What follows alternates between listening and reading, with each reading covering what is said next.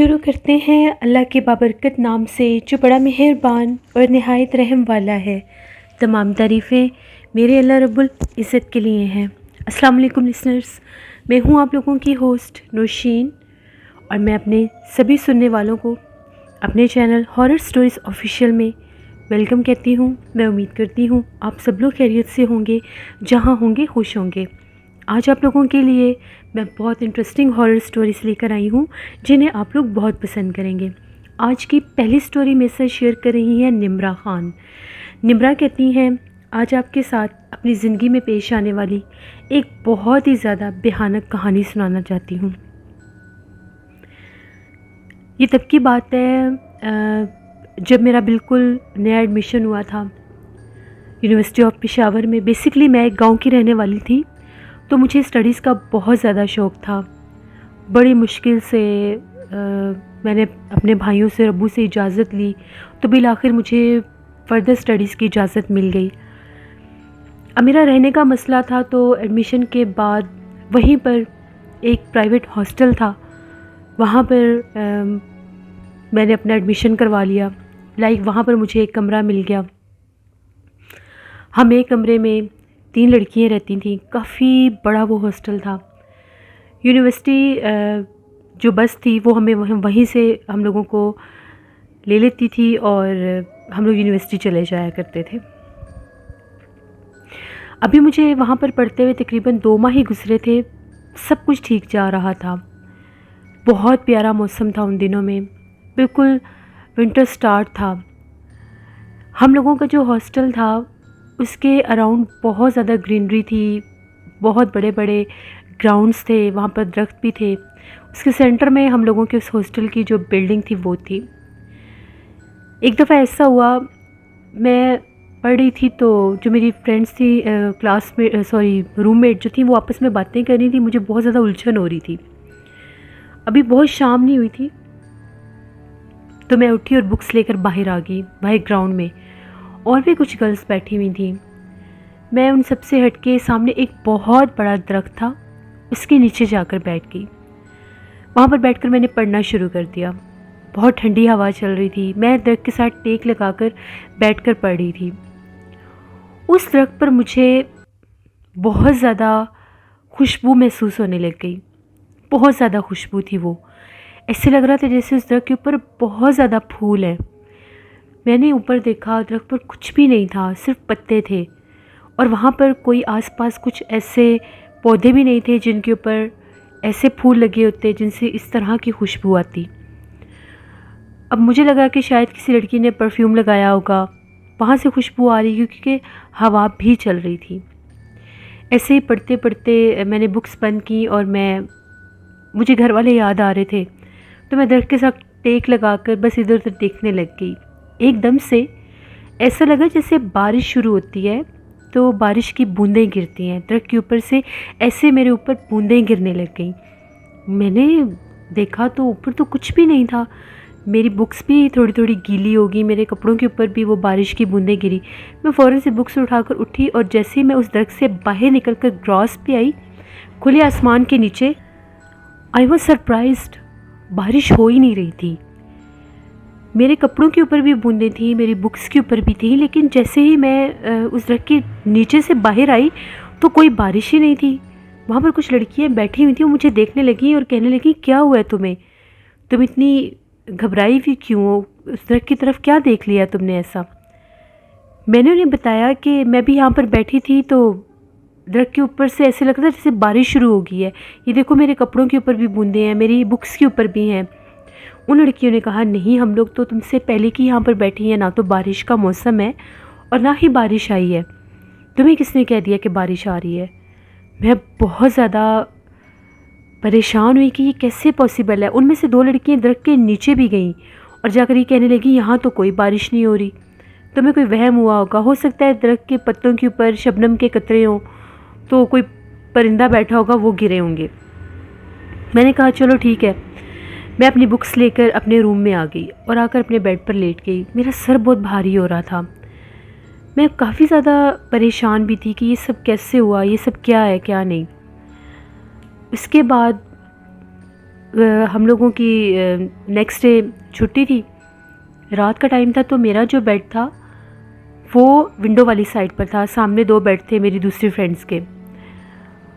अब वो जो मेरा रूम था उसके आगे एक बहुत बड़ा बरामदा था, फिर उसके आगे सारा ग्राउंड और वो दरख्त सब कुछ नज़र आता था। कभी कभी हम लोग रात के टाइम भी विंडोज़ खोल दिया करते थे। विंडोज़ के आगे नेट लगी हुई थी और अंदर की तरफ वो जैसे ग्लास विंडो होती है वो थी। हम लोग सो गई, विंडो बंद की हुई थी क्योंकि बड़ी ठंडी हवा आ रही थी, इसलिए हम लोगों ने विंडो बंद की हुई थी। कहीं आधी रात का टाइम हुआ तो एकदम से मुझे ऐसी आवाज़ आई जैसे खिड़की खुलती है।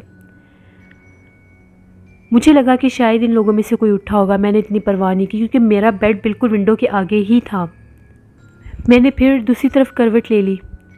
अभी एक लम्हा ही गुजरा होगा, मुझे ऐसा लगा कि मेरे कान के पास कोई बहुत ज़ोर से सांस ले रहा है और बाकायदा वो मुझे गर्माइश सी भी महसूस हुई। मेरी आँख खुल गई। जैसे मेरी आँख खुली तो मैंने देखा वहाँ पर कुछ भी नहीं था। खिड़की खुली हुई थी, बहुत ठंडी हवा भी आ रही थी। जो मेरी रूममेट थी वो दोनों सोई हुई थी। मैं एकदम से घबरा गई कि पता नहीं मेरे कान के पास ये सांस किसने ली है। मैं डर गई। मैंने फ़ौरन से लाइट ऑन की कि कहीं कोई कोई स्नेक वगैरह ना हो, क्योंकि एक अजीब सी आवाज़ थी। जब मैंने देखा, अपना पिलो उठाकर देखा, हर चीज़ देखी, बेड आगे करके देखा, कहीं कुछ भी नहीं था। वो दोनों इतनी गहरी नींद में सोई हुई थी, उन्हें ये भी पता नहीं चला कि मैंने लाइट ऑन की है। मैं फिर जैसे लाइट ऑफ करके बेड पर आकर लेटने लगी, मेरी नज़र उसी दरख्त पर पड़ी। बाहर बरामदे की लाइट भी चल रही थी, इसके अलावा ग्राउंड्स में भी लाइट लगी हुई थी। मेरी नज़र पड़ी तो मैंने देखा उसी दरख्त के पास कोई सफ़ेद लिबास में खड़ा था। मैंने खुद उसे देखा। वो कौन था? वो कोई लड़की थी, पता नहीं वो कौन थी।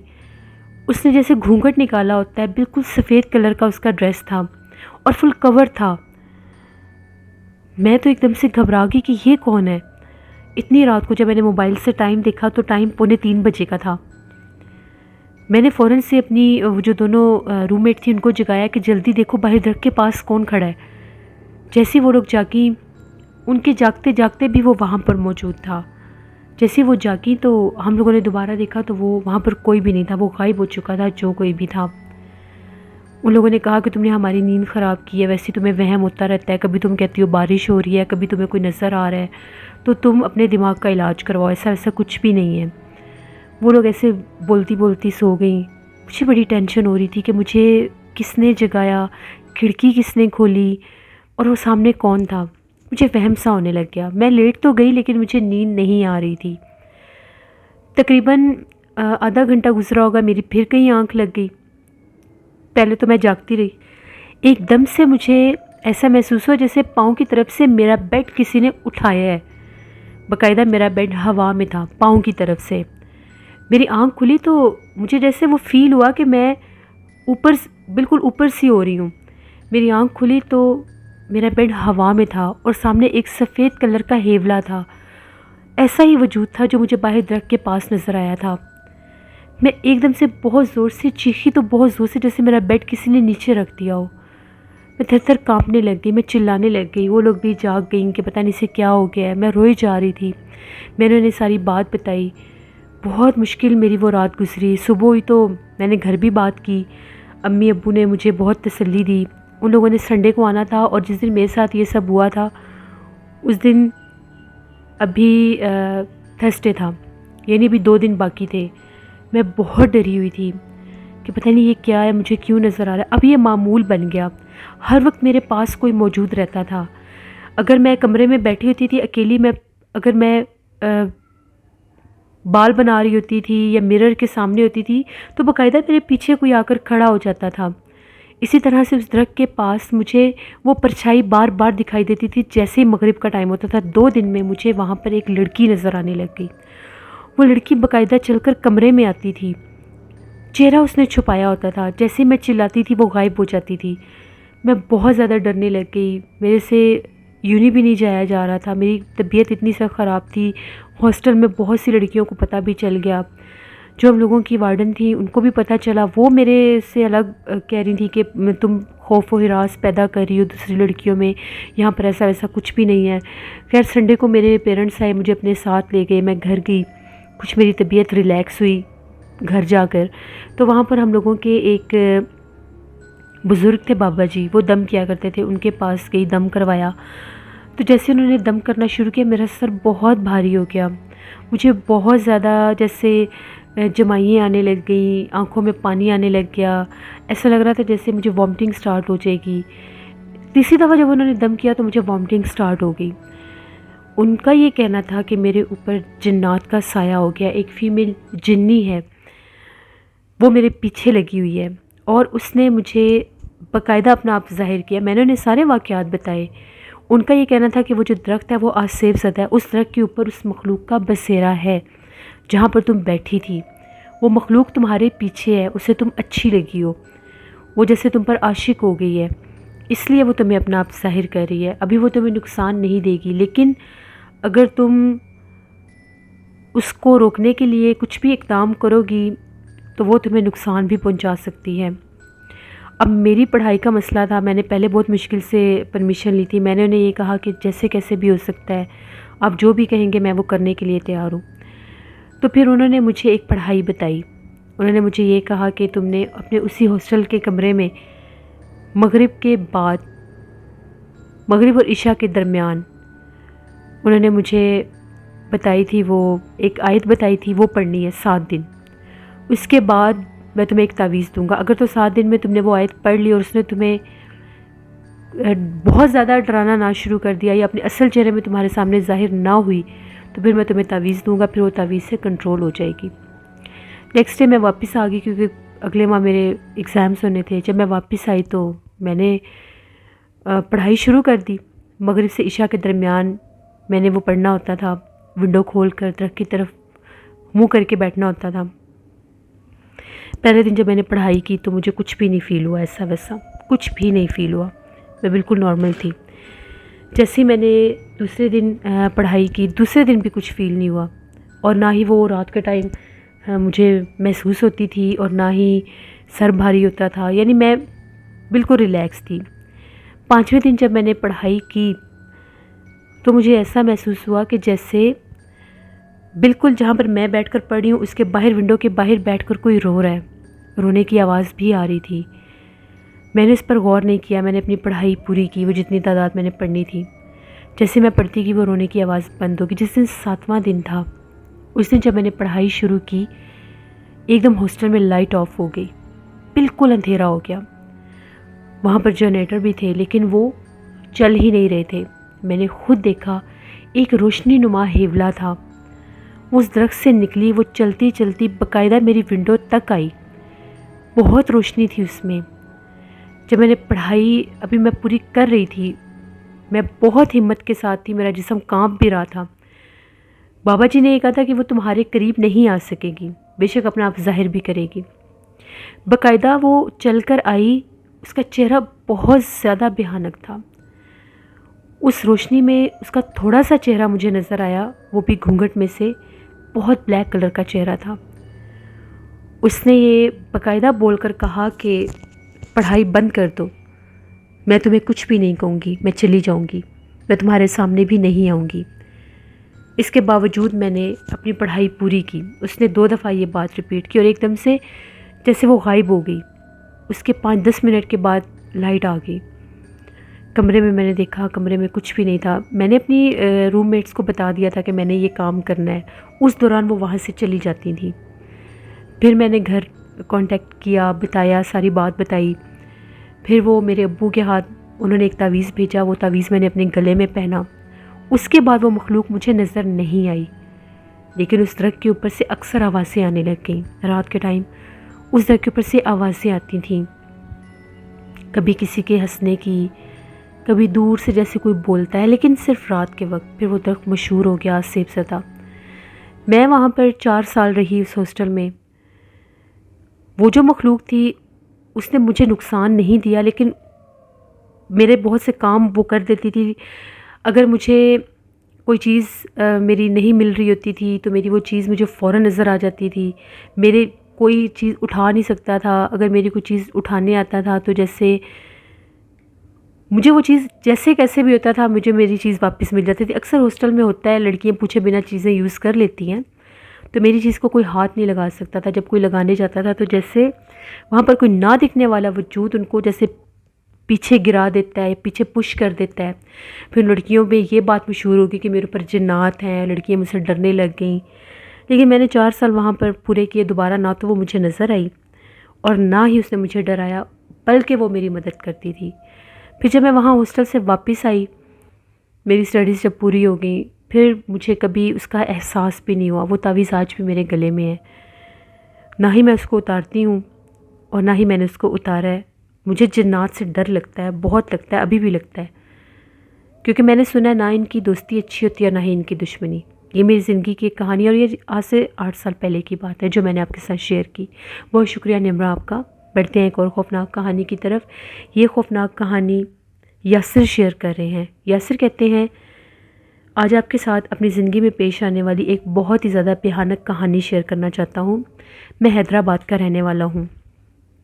हम लोगों का जो घर था, हम लोगों का आबाई घर था, मेरे दादाजी ने वो घर बनाया था। काफ़ी पुराना वो घर था, क्योंकि ये तब की बात है जब मेरे दादाजी खुद यंग हुआ करते थे और अभी उनकी शादी भी नहीं हुई थी। जब उन्होंने मेहनत कर कर के अपना घर बनाया, फिर उनकी शादी हुई, तब का वो घर था, काफ़ी पुराना वो घर था। उस घर में एक दरख्त होता था, पीपल का दरख्त होता था। उस पीपल के दरख्त के ऊपर एक बुज़ुर्ग जिन का बसेरा था और वो सांप के रूप में वहाँ पर रहते थे। अक्सर दादाजी हमें बताया करते थे कि जुमेरात की रात को वहाँ पर आप लोगों ने दूध का एक प्याला रखना है। शुरू से हम लोग ये बात सुनते आ रहे थे, हम लोगों के घर में ये एक रीत थी कि जुमेरात की रात को, शाम को वहाँ पर दूध का प्याला रखना है। हम लोगों की जो लाइक मेरी अम्मी हो गई, मेरी ताई अम्मा हो गई, ये लोग इस चीज़ का ख़ास ख्याल रखती थी। दादी अम्मा हो गई, मेरी फूफो हो गई, ये लोग अगर एक को याद नहीं रहता था तो दूसरा ये काम करता ही करता था। दादाजी जब फोत हो गए, उसके बाद सब ऑलमोस्ट अलग अलग हो गए। मेरी जो फूफो थी उनकी शादियाँ हो गई। उस घर में हम लोगों की फैमिली और मेरे छोटे चाचू जो थे वो लोग रहने लग गए। अम्मी तो अक्सर रख दिया करती थी, जब अम्मी को याद आता था। सांप हमने वहाँ पर देखा कोई नहीं था, लेकिन दूध का प्याला खाली होता था। जो मेरी चची थी, उनकी नेचर थोड़ी अजीब थी, वो इन चीज़ों पर इतना बिलीव नहीं करती थी। वो कहती थी कि जैसे दादाजी फोत हो गए हैं, हमें इन कामों में पड़ने की ज़रूरत नहीं है, हम लोगों के बच्चे छोटे हैं, कहीं हमें नुकसान ना हो जाए। यानी वो इस तरह की चीज़ों में इन्वॉल्व हो गई थी। घर काफ़ी बड़ा था हम लोगों का, सहन के कॉर्नर में वो दरख्त होता था। ऐसा हुआ कि हम लोगों को कहीं जाना पड़ गया और मेरी खाला की शादी थी, हम लोग खाला की शादी में चले गए।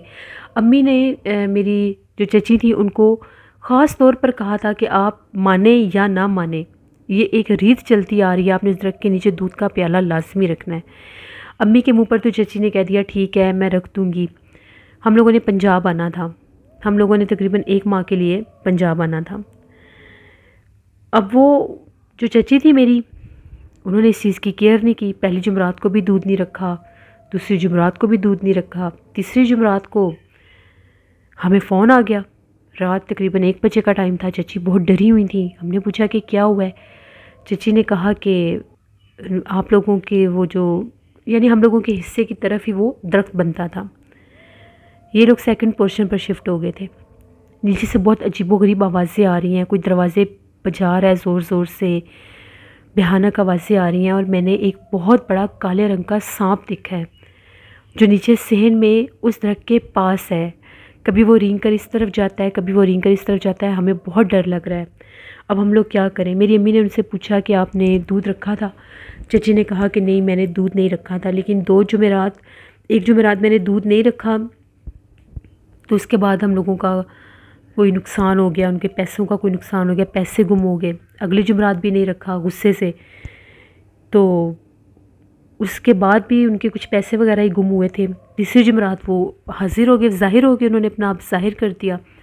अम्मी ने ये कहा कि अब जैसे कैसे भी आप करें, आप लोग बेशक सीढ़ियों में से ही वो प्याला रख दें, आप दूध का अभी रख दें, ऐसा ना हो कि वो नुकसान पहुंचा दें।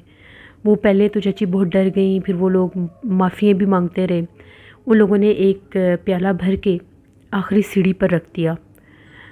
खुद वो लोग छत के ऊपर देखने लग गए।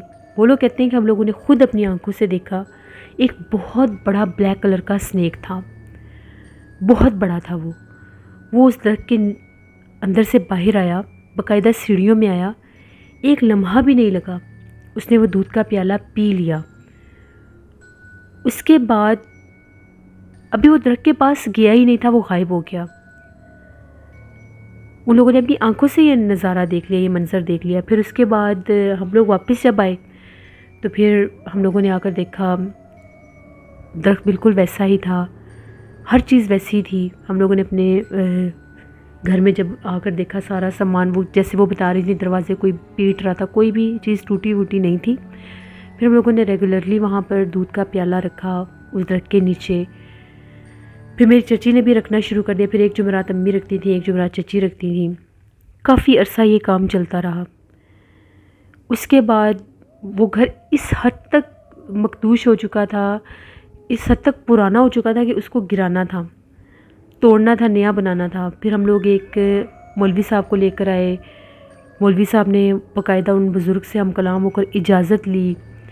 वो जो सांप के रूप में वहाँ रहते थे, उन्होंने फिर इजाज़त दी उनको ख्वाब में आके या किसी इशारे के ज़रिए। फिर हम लोगों ने उस घर को तोड़ कर नया बनाया, लेकिन वो दरख्त हम लोगों ने फिर भी नहीं काटा। तो ये हम लोगों की ज़िंदगी की एक कहानी है जो मैंने आपके साथ शेयर की। बहुत शुक्रिया यासिर आपका। लिसनर्स, ये थी आज की खौफनाक कहानियाँ। अपना फीडबैक मुझे ज़रूर दें, आप लोगों को कैसी लगी। आप लोग भी अपनी हॉरर स्टोरीज़ शेयर कर सकते हैं डिस्क्रिप्शन बॉक्स में दिए गए ईमेल आईडी nushinvik57@gmail.com पर। इसके अलावा आप लोग मुझे कमेंट बॉक्स में भी स्टोरी शेयर कर सकते हैं।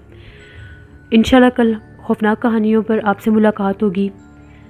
मुझे अपना फ़ीडबैक ज़रूर देना है आपने, और सपोर्ट भी करना है। अभी मेरे चैनल खौफनाक कहानियों की मोनेटाइजेशन ऑन नहीं हुई, आप लोगों की दुआ चाहिए। आप लोगों के लिए ही मैंने दोनों चैनल्स पर अब रेगुलरली काम स्टार्ट कर दिया है। अपना बहुत सा ख्याल रखिएगा।